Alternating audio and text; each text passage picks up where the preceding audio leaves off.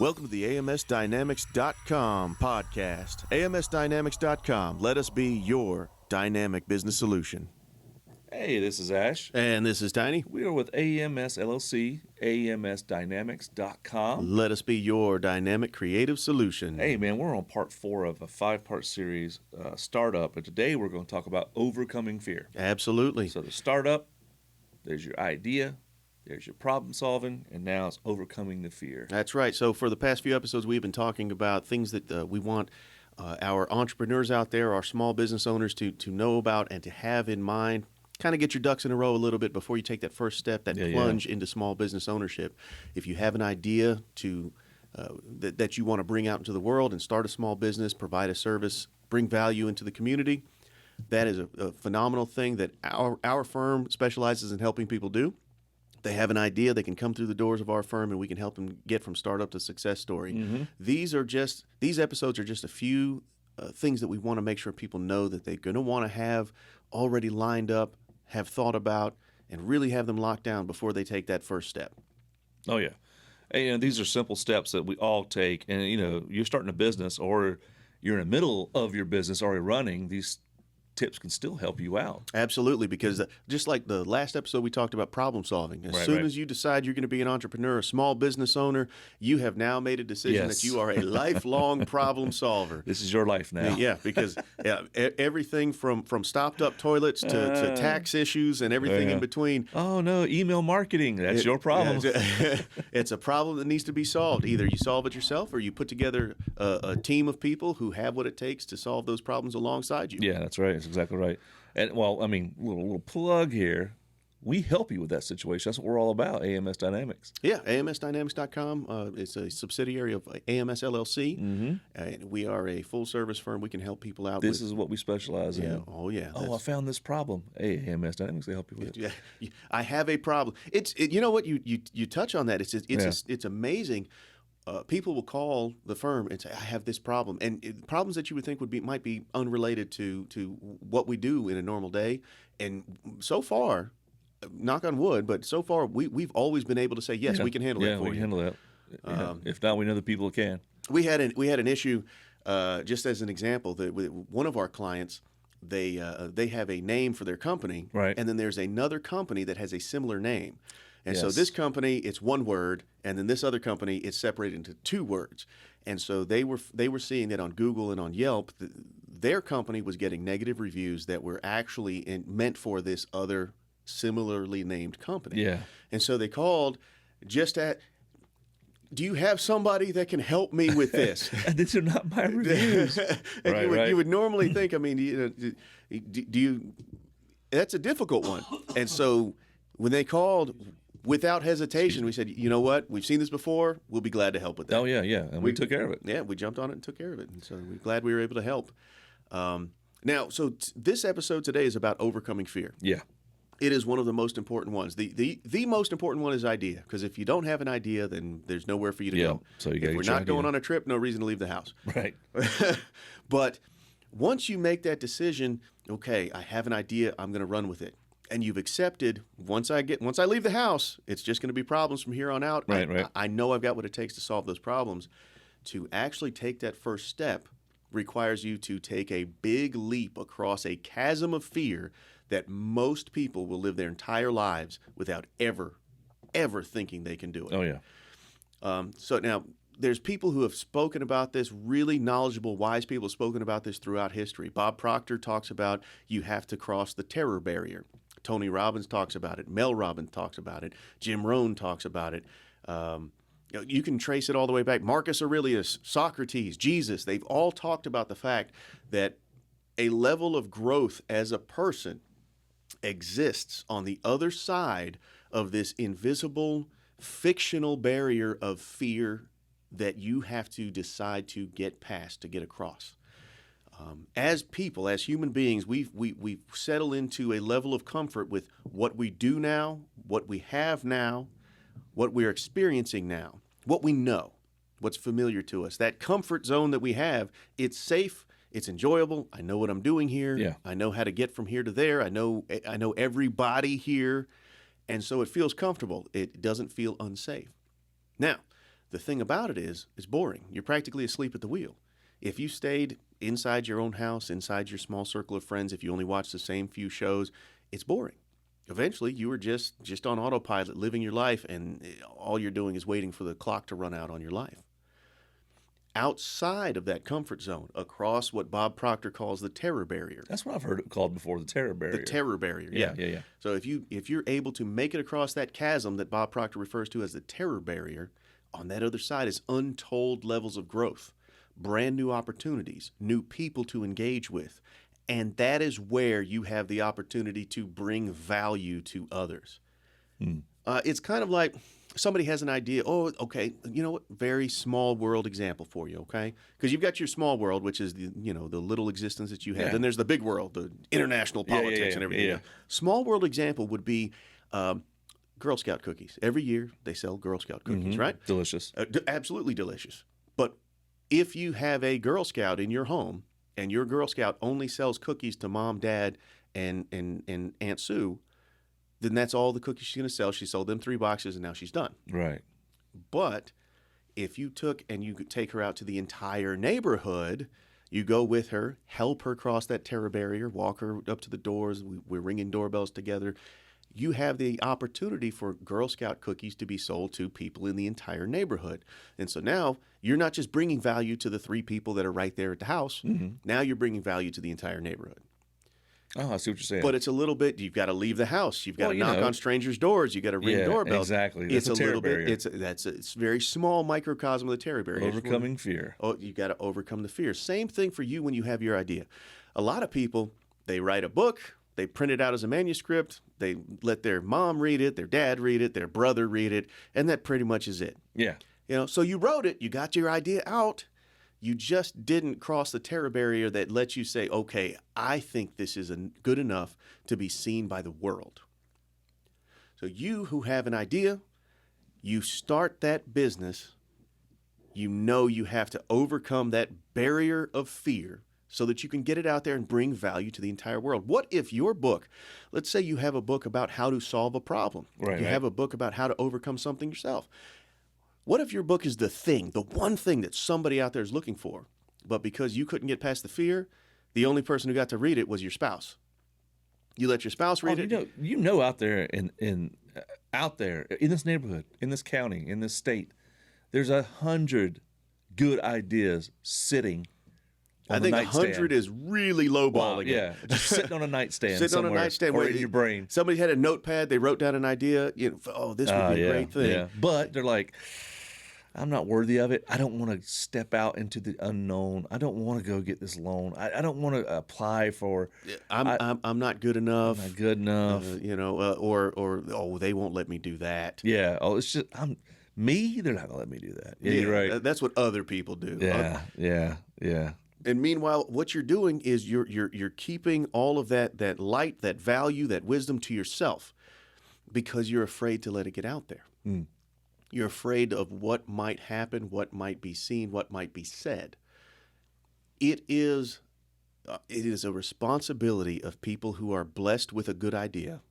It is your responsibility to overcome that fear so that good idea, that value, that service, that product can get outside of your comfort zone circle and get out there and impact the lives of so many other people. Right. Yeah. I agree with you. It's just one of those things that everybody listening to this podcast knows these things, but it's weird to have it articulated to where you're like, oh, I'm not the only person that has these fears, these ideas, this problem solving. Just making a podcast about this subject is something that we had to overcome an element of fear to get to do. I tell you, they don't know this, but this is episode number, probably about 13, 14, 15, I don't know, around that time. But how many episodes did we record that no one will ever hear? Yeah, you have to get through, get past. Yes. We had to work on the flow. We had to work on the music. We had to work on images. We had to work on where to host it. We had to get through problem solving phase. Yeah, and then it was overcoming fear. Luckily, we went back to all those topics that we recorded. Yeah. We did record them after we had solved the problems. We recorded them again to make sure that information got out there. Exactly. But we had to problem solve and then overcome the fear. And it takes I really don't remember who said it, but that first customer is the most difficult one, because for you to click publish on the first podcast was the most difficult one. Yes. But everyone since then has been very, hey, we are doing this. This is working. We got good response. We have good engagement. We have a good audience. It's okay. Now that act of podcasting is inside of our comfort zone. Yep. So if you stay in that small comfort zone, you'll only be able to do what's inside of it. But when you go past the terror barrier, now your comfort zone expands. Yeah. Now you are comfortable in this large, round. Podcasting is nothing now. It's fun. It's entertaining. It's fun. We have a good time. But when people are out there and they're working on whatever their project is. Yeah. Oh, you know what? I was watching. I watched an episode of Jay Leno's Garage last night. Mm-hmm. There's a guy. He had a Jeep dealership. A guy in Florida. He had a Jeep dealership, and then he had an idea to make this apocalypse vehicle, and he calls it the Jeep Apocalypse. Apocalypse. Guilty. I said it. I said apocalypse. Hold on a second. Let me gather Jeep myself. Apocalypse. I insist you don't edit this out. Let the people hear that. Sometimes the tongue gets over the eye teeth. You can't see what you're saying. You know how it is. He calls it the Jeep Apocalypse 6x6. Love it. He took a Jeep Gladiator and he extended the bed and put 2 additional wheels on the back, and then outfitted. He sprays Kevlar on the exterior. That's awesome. No joke. No, it's wild. It's this astounding amount. I thought it was a joke.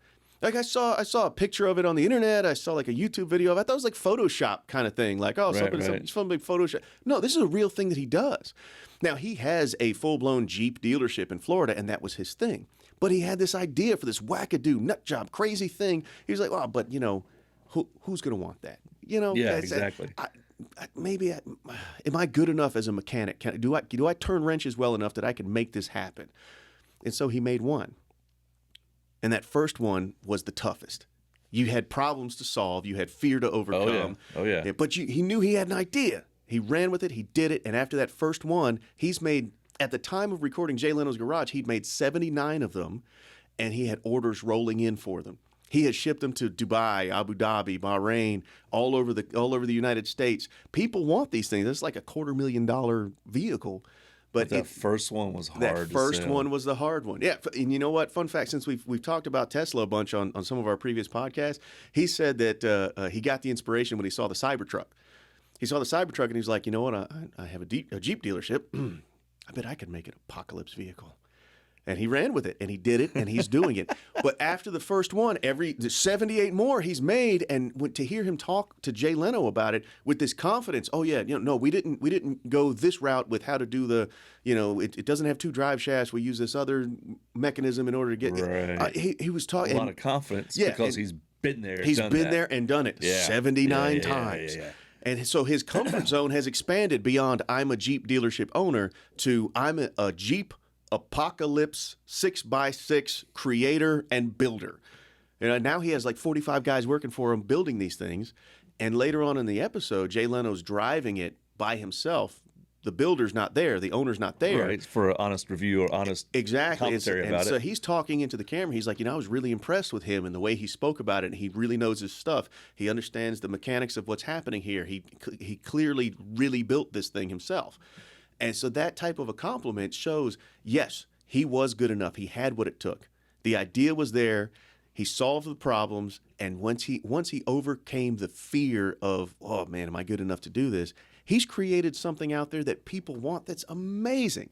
I think it's apocalypse6x6.com. People should go check it out. I got the internet right here, baby. You keep talking. The worldwide internet, access to the entire sum total of human knowledge. I love it. And so that's just one great example, a recent example of how somebody had an idea, solved the problems, overcame. Right? You've got to use that as a thumbnail too now for this episode. Imagine seeing that vehicle in a thumbnail and it says "Overcoming Fear." That's going to be great. I want one. I do too. Absolutely. I totally want one. And I've never been a Jeep guy. My wife she's a Jeep girl. She's a Jeep girl. Like absolutely. I got friends at the beach that are Jeep people. I mean, absolutely Jeep. You know me, I've never had an interest in a Jeep, but I saw that vehicle and I said, that's the Jeep for me. This podcast is brought to you by AMS LLC out of Greensboro, North Carolina. AMS LLC is a full-service business consultation firm that provides tax services, accounting, and bookkeeping and payroll. And then there's a division that Ash and I work in, AMS Dynamics. We provide creative solutions, including logo design, videography, photography, website, social media, anything that you need for your creative solutions for your business. That's right. On our website, if you go to amsdynamics.com and you want to book an appointment for any of those things or a consultation, check it out. Book now up top corner. Set up a schedule with us. Come on to the office, or we can do it via Zoom or by phone call or however is more convenient for you. And the website has a comprehensive list of all the services that we provide, along with a description of each one. And you can contact us and find out more information about it. Check out amsdynamics.com. I'm looking right at it here on the internet. The 6x6 Jeep Gladiator is called the Apocalypse 6x6. And me looking at it and knowing a little bit about mechanics and engineering, amateur that I am about that kind of stuff, the vision to do this and the fear to, oh God, I'm going to sink another 100,000, well, I don't know how much it costs, more money into this thing. Reportedly, it's $250,000 to buy one of those retail. I'm pretty that's sure. all. So you take a $47,000 Jeep and add astounding amount of value to the vehicle with the work that you put into it. It does have an angle in the back that's reminiscent of a Cybertruck. Yeah, no, he said openly. That's why I did it. I wanted it to. It's the inspiration. I wanted it to look like a Cybertruck. I could definitely look at it and go, okay, I got this wild idea. Let's pull the trigger on it. Let's just go for it. Let's just go for it. Overcome the fear. Let's see what happens. It may be calculated, it might not be calculated. Yeah. I like it, though. It looks cool. But there's so many problem-solving opportunities in there. I mean, just the idea of adding the extra 2 wheels on the back. I mean, you talk about transmission and drive shaft and all of those things that are involved. And then you've got, when you start to face the overcoming fear phase, not only do you have your own, wow, I'm sinking a lot of my money into this, that it might just end up being a gigantic lawn ornament. I don't know. Yeah.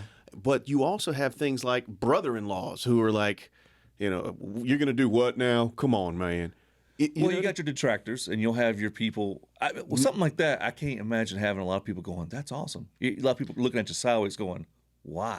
Only, nut jobs like us that are like... Me, I'm like, dude. That is something that's out there. Can you put 2 wheels more in the front? An Apocalypse 8x8. Yeah. And so it's really fantastic to think of if he let that idea die inside of him. Yeah. You've got this phenomenal, just wild road warrior vehicle out there. But it never would have gotten made. It'd just be a sketch on a notepad somewhere. And a thing that he balled up and threw in the trash because somebody or something got in his head. Yeah, exactly. And so I love the fact that it's a phenomenal example for what we're talking about. If somebody has an idea out there and they've started to address the problems that might come up, that initial problem-solving phase, it's not actually problem-solving. When you have the idea and you first turn to problem-solving, what you're actually doing is problem-gathering. You're looking, okay, what are my potential obstacles? What are we going to face? Yeah, exactly right. That's a good way to phrase it. Yeah, and so we're problem gathering. Now, if somebody gathers up a big bag of problems, that almost has the opposite effect. Now I'm afraid. Yeah. I've got this big bag of problems. I don't know what to do with it. Yep. That's why a firm like us is so important. And this is not like a shameless plug. I'm saying wherever you're at, you can reach out to us. We work with companies all over the country, but it doesn't have to be us. Yeah. What I'm saying is if you've got a great idea, we believe in you. Yep. Ash and I believe in you. AMS believes in you. And whoever you reach out to, whatever firm you reach out to, I hope that they believe in you. Just make sure that if you are considering giving up because you've gathered problems, reach out to somebody for help.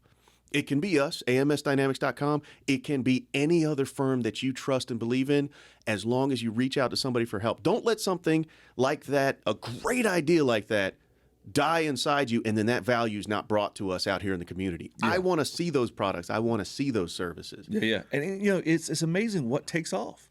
I can't think of anything that, so got peanut butter and jelly. Simple example. Yeah. Right? I think I know where you're going. Somebody said, let's put it together in one big jar. That's for goobers. Don't do that. That'll ruin it. That'll ruin it. Well, somebody did it.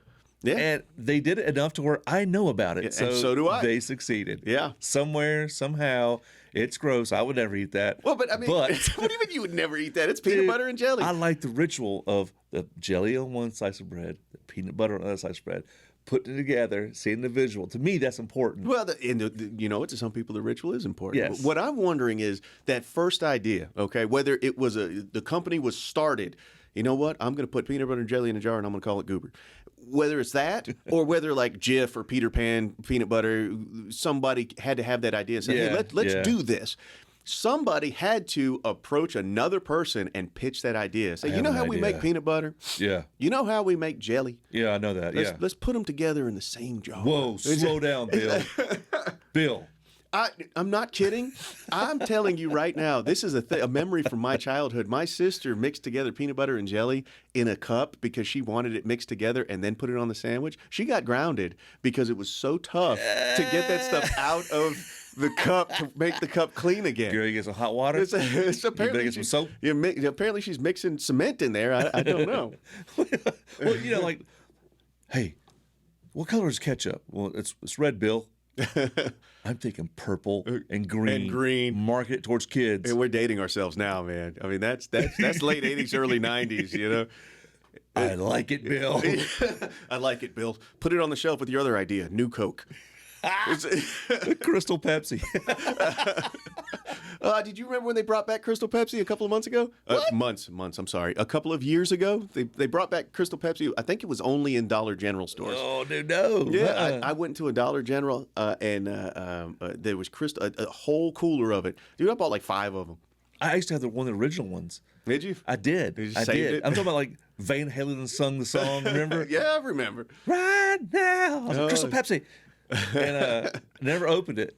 And look, I don't know here's what the happened thing. to it. It's probably in the garage. That product did not succeed at the time that No. it first came out. But the fact is, somebody had to have the idea and say, I've got the wherewithal to present this idea. And you know what? It struck enough of a chord that we both remember it. It's a fond 80s, 90s memory for us. Well, here's the thing. Just when you said that, I'm imagining a guy going, Crystal Pepsi. Oh, crap. I got to give this to the board. Now, if you have a board that loves new ideas, that doesn't like for you to have fear, that helps. Yep. But what if you got a stuffy board? It's like Pepsi shares up this right here, blah, blah, blah. Hey, I got an idea. Yeah, Bill, go ahead. Well, Crystal clear Pepsi. if You're fired. If the culture at the place where you are currently employed is not conducive to coming up with new ideas, there's nothing that says that you're obligated to give your ideas, the best of your ideas, to people who are going to spit on them. Yeah. Now, obviously, there are non-competition clauses out there, and there's content non-disclosures. All of that stuff notwithstanding, just because somebody is your employer doesn't mean that every idea that's between your ears belongs to them. Exactly. And so if you have to, you have a great idea, you can pursue that idea outside of what you're doing. Everybody's familiar with the concept of the side hustle. Yeah. I wonder if there's ever... Is there a story out there? I'll tell you what, for our audience listening right now, is there a story out there of somebody working for a company, pitched an idea, they said, it's ridiculous. He left and started it on his own and it's successful. Oh, that's a good question. I hope we get some good responses. Send us an email at info@amsdynamics.com. Mm-hmm. I can't think of it off the top of my head, but I know somebody out there has one. I bet you it's something wild like the hula hoop or something like that. Yeah, the hula hoop. Well, you're crazy lawn darts. So what we do here. Yeah, I bet you it's good. We're going to get some good answers. I like this. So please email us that if you know one off the top of your head. info@amsdynamics.com. Yeah, I'm looking forward to that. Yeah, me too, man. But we're going to mention on the next episode. If the audience gets nothing else from this episode, what I want them to get out of it is that when you start your journey on this is one of the pillars I want you to have in place before you take that first step. Because if you're already neck deep in problem solving, but you haven't addressed the potential for fear, then you're ripe for giving up. And I don't want you to give up. Yeah. So you get your idea, you gather your problems. If you start to feel hesitant, please reach out to somebody. I would love for it to be us. It does not have to be us. But it can be. Yeah. And the thing about it is that I can speak for us. For you and I, if somebody reaches out to us, I'm in problem-solving phase, I need some help, I'm considering giving up, we are going to comb through the problems that you have, sort them, categorize them, and we have the staff at our firm that can address just about anything that you're having issue with. And the most important thing that we can provide is just simply, you ever heard the phrase Charlie Mike? Charlie Mike. Charlie CM? Mike, CM. It means continue mission. Oh, gotcha. Okay. Whatever adversity has presented itself, Charlie Mike, continue the mission. If nothing else, we can help that person overcome that fear. That terror barrier is something we will help you build that bridge across so that your idea does not die. Yep. So it was a great podcast, man. I loved it. I love talking about this stuff. Yeah, we got one more to go after this one. I This really will be a enjoy good- talking about this stuff. And so the next episode, when we address usefulness versus entertainment, Right. it's Part 5 of this series. Yeah, this is going to be great. I really enjoy it. Hey, man, this is Ash. And this is Tiny. We are with AMS LLC, and we are in the creative division, business development division of AMSDynamics.com. Did I say that right? No, you said it backwards, but Dang, I did say it backwards. they get it. Yeah. We are with AMS Dynamics. Our boss is AMS LLC. If you enjoy the podcast, please give us a like, share, follow, subscribe. Man, we're on every platform you can think of, just about. Yeah, all the major platforms. YouTube. I think I mentioned it. We finally got on iHeartRadio. iHeartRadio. Thank y'all for listening. Info@AMSDynamics.com.